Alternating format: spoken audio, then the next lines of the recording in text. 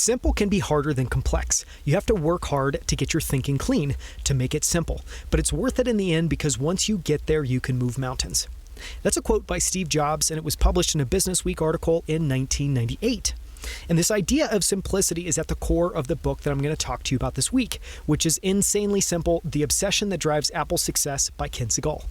Now, this book is a really special one for me.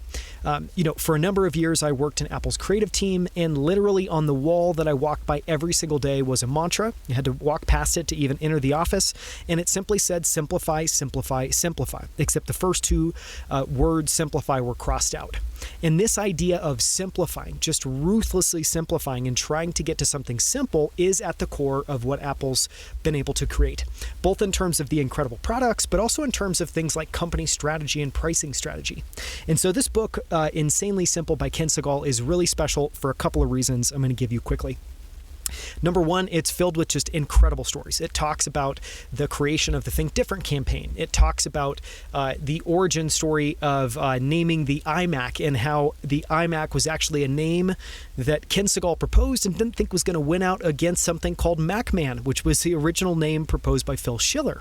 And as you know, iMac was the genesis of the iBlank kind of naming framework that Apple's used for iPhone, iPod, iPad products. It's become synonymous. And so it's filled with incredible stories, but it's also filled with incredible principles, not that I think apply to anything, whether what you're creating is a physical object like a car or a piece of software.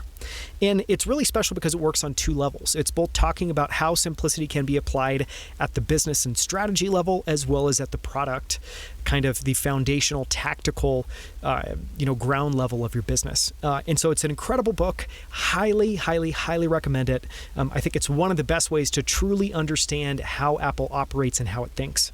For more, listen to episode 173 or visit outlieracademy.com/insanely simple.